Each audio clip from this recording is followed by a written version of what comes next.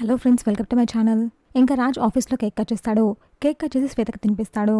నాకు కూడా తినిపించు రాజ్ అంటాడు. దీనికి శ్వేత కావ్యం చూస్తుంది. నేనేమనుకోను శ్వేత తినిపించు అని కావ్య అంటుంది. దీంతో శ్వేత రాజ్కి తినిపిస్తుంది. ఇంకా కావ్య వాళ్ళ బావ కూడా కావ్యకి తినిపించబోతూ ఆగిపోతాడు. ఏమైంది బావ, ఎందుకు ఆగిపోయావు? మా ఆయన ఏమనుకోడు, అనేది చాలా బ్రాడ్ మైండ్, తినిపించు అని కావ్య అంటుంది. దీంతో కావ్య వాళ్ళ బావ కేక్ కావ్యకి తినిపిస్తాడు. తర్వాత కావ్య కూడా అతనికి కేక్ తినిపిస్తుంది.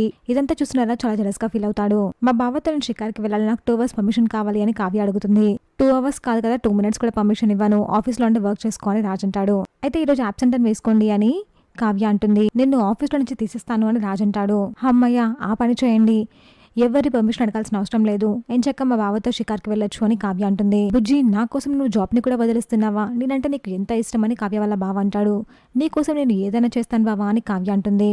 దీంతో రాజ్, ఇందాక 2 hours పర్మిషన్ అడిగినట్టున్నావు కదా, తీసుకోని అంటాడు. 2 hours ఎక్కడ అడిగాను, నేను 4 hours అడిగాను కదా అని కావ్య అంటుంది. మీరేమైనా జెలస్గా ఫీల్ అవుతున్నారా అని కావ్య అంటుంది. చాచా, అలాంటిదేం లేదు, నేను జెలస్గా ఫీల్ అవుతాను అని రాజ్ అంటాడు. మరైతే పంపించండి అని కావ్య అంటుంది. వెళ్ళండి అని రాజ్ అంటాడు. ఇంకా కావ్య వాళ్ళ భావం తీసుకొని బయటకు వెళ్తుంది. చూసాక ఫ్రెండ్స్, మరి ఏం జరగబోతుందో. ఇలాంటి జెన్యూన్ అండ్ రెగ్యులర్ అప్డేట్స్ కోసం మా వీడియోకి లైక్ చేసి సబ్స్క్రైబ్ చేసుకోండి.